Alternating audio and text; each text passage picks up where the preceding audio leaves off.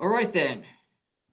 Good afternoon, everyone. Today is February 5th, 2021. This is a special meeting of the members of the State Liquor Authority being conducted in Albany and also remotely. We have in the Albany offices Chairman Bradley. We have participating by video Commissioner Ford and Commissioner Fan. We also have staff in attendance, General Counsel Meyerhoff by video, and myself, Secretary Donahue, in the Albany offices. We have 6 items on today's calendar, 3 of which are requests for summary orders of suspension, which we'll take after the first 3 items. All right, Chairman, unless you have anything else, we'll get started. No, I don't have anything else, but can you all mute your microphones, please, while these presentations go on? We're getting somebody's paper moving around. All right, then. The first item is 392 double K. It's Erie OP 3154879. This is Centaurus Phase 2 LLC. Gary, I don't know if you want to handle all 3 of these together or do them separately. I'll defer to you on that. Yeah, let's do them all together. All right, so let me call off all 3 then. The second one is 392 LL. It's Erie OP 3161081. It's Don P. Benoit. And the third is 392 MM. Erie OP 3151543. Banner Enterprises LLC. Thank you, Tom. Members, these 3 licensees were issued by you emergency orders of summary suspension in December for having served inside in orange zones, designated orange zones where inside service was not permitted in Erie County, New York. All 3 of these licensees are named plaintiffs in a lawsuit, the Amherst-Piso lawsuit, in which a court has ruled that the Orange County designations, at least on a preliminary injunction record, appear to that court to have been arbitrary and capricious in the data, perhaps not supporting their designation as orange zones. In connection with that ruling, these 3 licensees then moved for a temporary restraining order to have their suspensions lifted temporarily based on the alleged invalidation of orange zones for those locations. Based on the context of the litigation, my office believes that the charges related to the orange zones for these particular licensees should be withdrawn, dismissed, and we intend to do that. And we bring these matters to your attention because we would need the board to rescind the summary suspension orders, which without the orange zone charges would not be summary suspension cases. So we ask that the members vote to rescind the summary suspensions for these 3 licensees. All right, so with that, unless there are any questions, I'll call for the vote of the members for all 3 items. I'll do the collectively for all 3 items. KK, LL, and MM. Commissioner Fan, with respect to the request to rescind the orders of summary suspension against each licensee. I vote in the affirmative to rescind the 3 orders as stated by counsel. Right. Commissioner Ford, with respect to all 3 requests. I vote to approve rescinding all 3 per council's request. All right then, and Chairman Bradley. I'll vote the same way as the other 2 commissioners. All right then, we'll move on to the 3 items we have for emergency orders of summary suspension. The first item is 392 NN, New York OP 1213443, Sushi Vita Inc. Good afternoon, members of the board. Michael Amarato from the Office of Counsel. and I respectfully submit the subject licensee, Sushi Vita Inc., doing business as Mama Sushi, to members of the board to consider an emergency order of suspension of their on-premise liquor license pursuant to 401.3 of SAPA. The premises is located at 237 Dyckman Street in New York City, and the license was issued on April 1st, 2009, to operate as a restaurant. On February 4th, at approximately 7:08 p.m., the task force conducted inspection at the licensed premises. At that time, the investigators observed an outdoor structure which was fully enclosed, where there was 15 people eating and drinking inside the structure. There was 6 parties of 2 at one table and 1 party of 3 on another. And the manager was spoken to, and he attempted to unzip the sides of the enclosure so that it would be in compliance with the restrictions. And he was unable to do so. Even by unzipping the windows, or these plastic windows, it still wouldn't put them in compliance. There was a prior case on January 16, 2021. The task force was at the same premises, and that same dining structure, the enclosed structure, was located on the sidewalk. And at that time, there was 23 patrons inside, and the patrons were dining among 9 tables. There was the front entrance had a zipper, which was 3/4 of the way up. And the task force at that time spoke with the manager and employees and advised them that the 2 sides of the tent had to be open for it to be in compliance with the restrictions for outdoor dining. At that time, the manager at the premises, Raymond Hernandez, was present, and the licensee was not there. In addition to the prior executive order case that's pending, there is another case where the police observed hookah on the tables and floors of the licensed premises on January 19th of 2020. There was lit hookah pipes on the floor, which created a fire hazard. There was also minors present at the tables where the patrons were smoking hookah.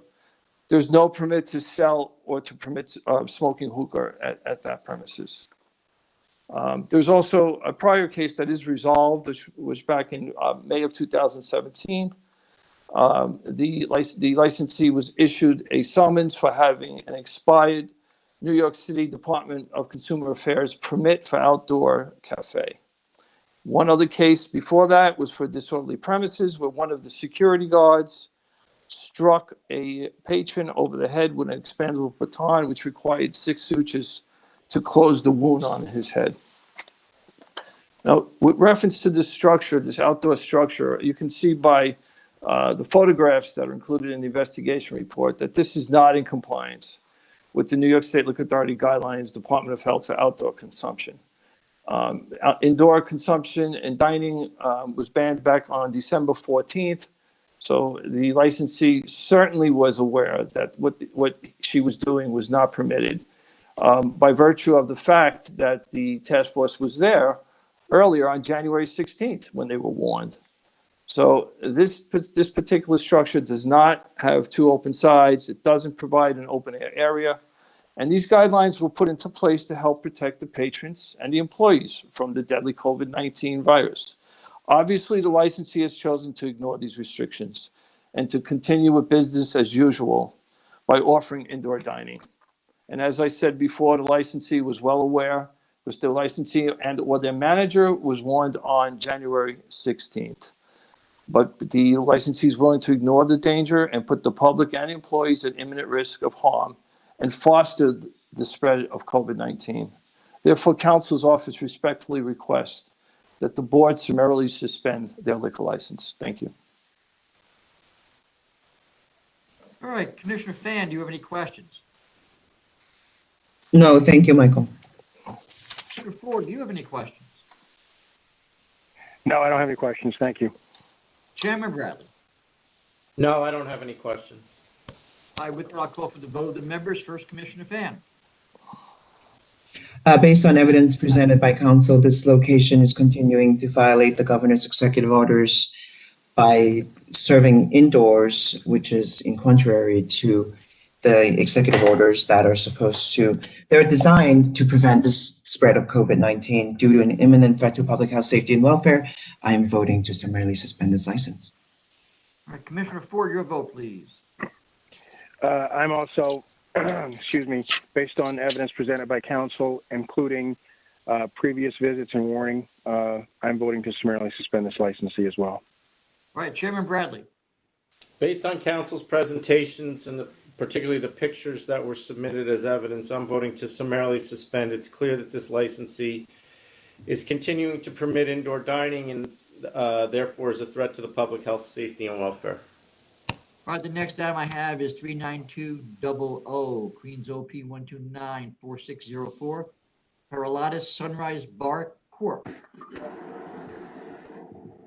Good afternoon, everyone. Lark Schwartz for Counsel's Office. We're respectfully requesting an emergency order of summary suspension pursuant to Section 401(3) of the State Administrative Procedure Act. We're making this request as the result of repeated allegations of executive order violations stemming from 3 separate inspections of the licensed premises, which clearly put the health, safety, and welfare of the public at risk. The subject premises is Paraitas Sunrise Bar Corporation, a restaurant doing business as Mexican Restaurant Bar. It's located on Northern Boulevard in Jackson Heights. The subject premises has had an OP license since June of 2016. The most recent inspection of this restaurant was conducted last night at about 8 o'clock. The task force members saw 3 patrons at one table and 6 patrons at another. These patrons were eating and drinking inside a fully enclosed structure which was attached to the premises, which is in a yellow zone. The task force had only just inspected this restaurant last Monday night, January 25th. That night, there were 2 people dining at a table inside the same enclosed space, which was being used last night. And last Monday night, January 25th, the manager was specifically warned that the structure was illegal, that it had to have at least 2 sides open. This restaurant was also inspected last summer on June 26th. On that night, they were operating a walk-up counter. There were 10 patrons hanging around on the sidewalk near the entrance. They weren't wearing masks. They weren't socially distancing. And 3 of the patrons out on the sidewalk near the entrance were drinking alcohol. There was also an issue that the restaurant was serving pre-mixed alcohol and there was a fire code violation. I think it's worth noting that on the method of operation, it's indicated that no manager will be used. The owner stated, "I will be supervising at all times," and this may have been spreading himself too thin, but the owner was not present at the restaurant on either of the last 2 inspections. Instead, he had 2 separate people who were acting as managers. So it's submitted that this licensee is deliberately engaged in conduct which is clearly in violation of the restrictions on licensed premises at this point in the pandemic. This structure was operating full indoor service. It's the type of conduct that the executive orders, State Liquor Authority, and Department of Health rules are designed to prevent. This licensee's actions are clearly a danger to the public, and it's also clear, I believe, that the licensee cannot be trusted to abide by the law while this matter is being litigated. So we respectfully submit that the licensee's actions are an imminent threat to public health, safety, and welfare, justifying a summary suspension. Thank you. All right, Commissioner Fan, do you have any questions? Larry, do they,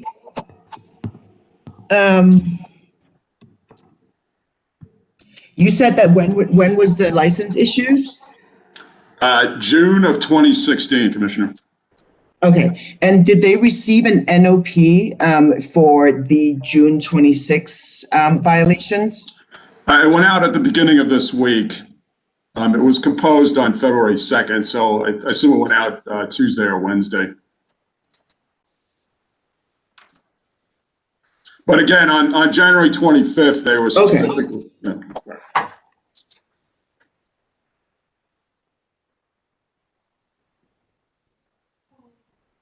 You have anything else? No, I'm good. Thank you. Commissioner Ford? No, I don't have any questions. Thank you. Chairman Bradley, any questions? No, I don't have any questions. With that, I'll call for the vote of the members. First, Commissioner Fan. Based on evidence submitted by counsel and pictures that are submitted by the investigator, it's clear that this location continues to serve indoors despite warnings, and it's in violation of the governor's executive orders preventing the spread of COVID-19. This location is therefore an imminent threat to public health, safety, and welfare, and I'm voting to summarily suspend this license. Commissioner Ford, your vote, please. Yes, based on evidence presented by counsel, I'm voting to summarily suspend this license. And Chairman Bradley. Based on council's presentation, I'm voting to summarily suspend. It's clear that this licensee is a risk to the public health, safety, and welfare. All right, then the next item I have is 392 Double P, New York 04550. It's the Hexagon Lounge, Inc. Good afternoon, members. Margarita Marsico on behalf of counsel's office. I'm also requesting that the members issue an order of summary suspension as to this licensee called Hexagon Lounge, which is located at 318 West 142nd Street in Upper Manhattan. The general basis for my request is the fact that this licensee has engaged in a sustained pattern of noise and has engaged in a sustained pattern of generating complaints of COVID violations by nearby residents. All of those complaints caused a police officer and an SLA investigator to do inspections, and those inspections bore out the fact that the residents, in fact, appear to have had a basis for their complaints. And as I'll detail further, there were executive order violations found by the SLA investigator and by the police officer. This premise has been licensed since 2018. It's owned by someone named Charles Darnell. He was permitted to use a manager. He's operating as a full restaurant, no DJ, just recorded music. On January 11th of 2020, our investigators participated in a March inspection. The basis for this March inspection, as I understand it, was again numerous noise complaints, and this is pre-pandemic. And I believe the noise complaints were primarily coming from the residents who live above the licensee. This licensee is located in a residential area, so there's no mistaking the fact that the noise that's coming it appears to come from the licensee, no other bars nearby. On that first inspection, the SLA investigator observed a DJ playing music and also observed pre-mixed alcohol. That was uncharged, and we're charging that now. On January 30th of 2021, a police officer who's been in close touch with residents who have been repeatedly complaining about the violations, the lack of social distancing and the noise, drove past the licensed premise at about 11:30 p.m., which is obviously past the 10 p.m. curfew outside. And he observed two people inside the licensed premise itself. And he also saw patrons inside a fully enclosed outdoor space. If you looked at the photographs that were submitted with that referral, you'll notice that it looks like daylight, and that's because he spoke to our investigator, Stravali, who suggested that he might go back and take pictures so that it would be easier for us to see what he was describing. So the pictures the officer took were actually the day after. And after conversations with our investigator made a follow-up inspection on February 3rd at about 12 in the morning. He and the other officers who assisted him from Vice observed 15 patrons inside the premise. You can see the photographs. I think that tell the whole story. You see people are just hanging out there. There's 10 people at the bar, 9 people not wearing masks. Some of them apparently slipped on masks while the investigator and the officers were inside.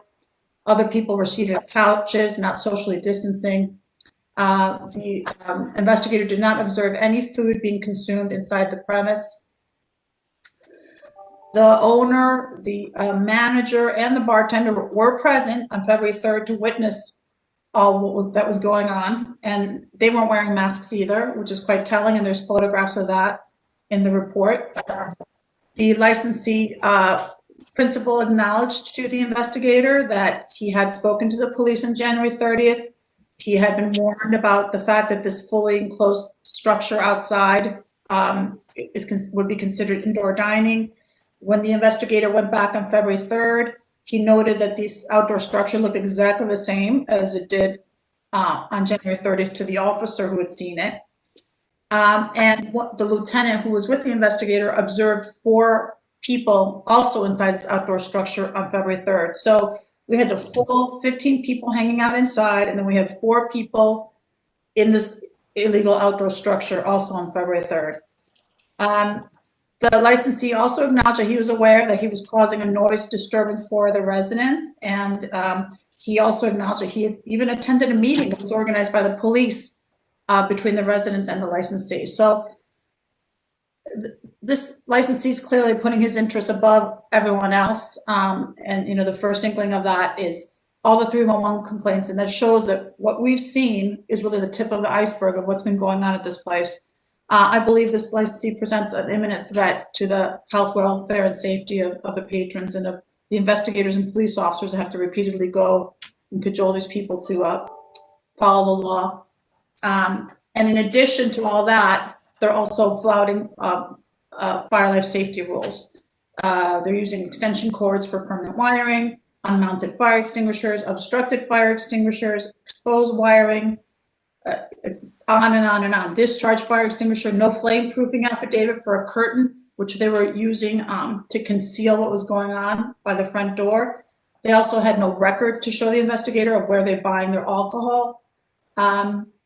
So, you know, as Mr. Schwartz indicated earlier, I don't believe this licensee can be trusted any longer to continue operating while we prosecute this case. Hold on just for a second. We lost the video from the chairman.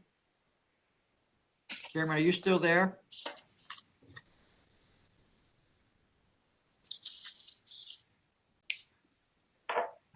All right, let's hold on for a second. Take a brief pause while I just check to see what's going on.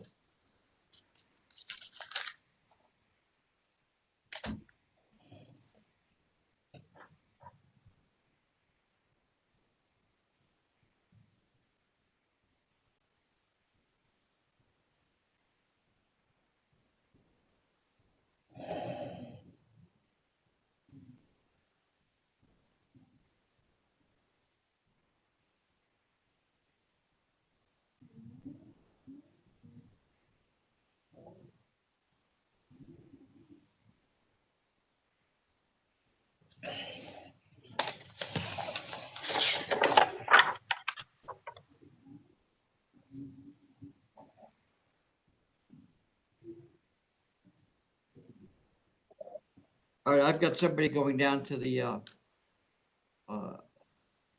full board conference room, so we'll just take a momentary pause here while we check on what's going on.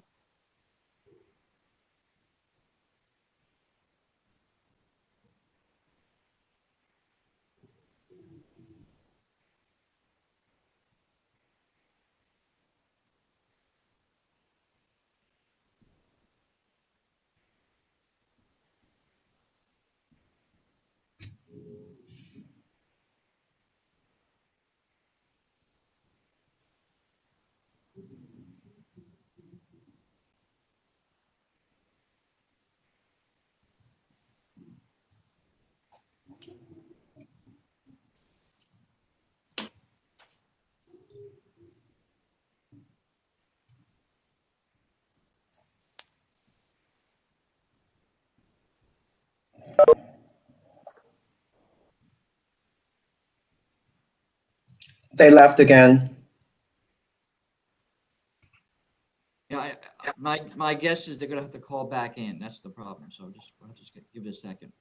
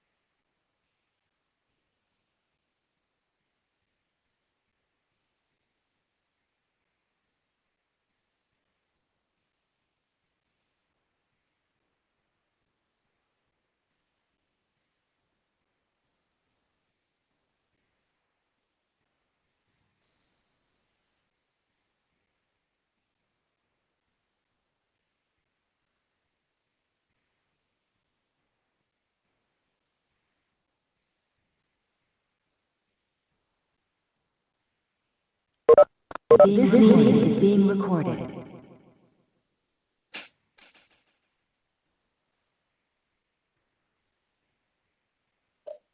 I.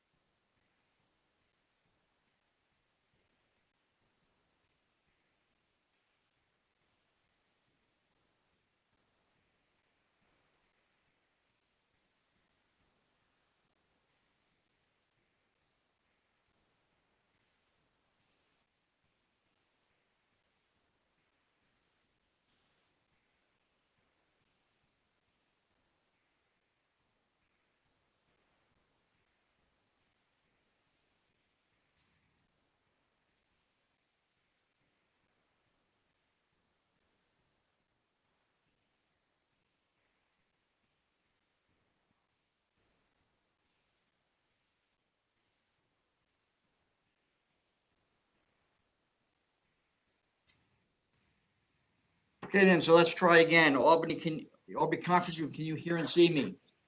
Yes. Oh, I cannot. Yes, I can see you. All right, then the chairman can come back in then when he's ready. We Okay. can resume the meeting. I'll go let him know.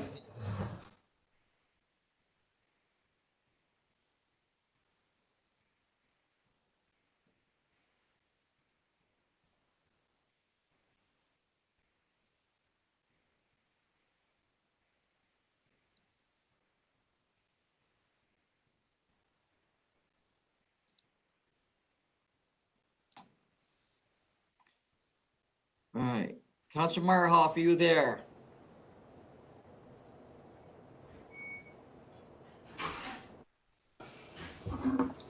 I am. Okay, then.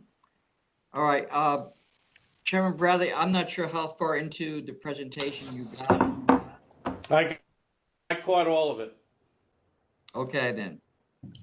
All right. Margarita, do you have anything more to add to your presentation? I do not, thank you.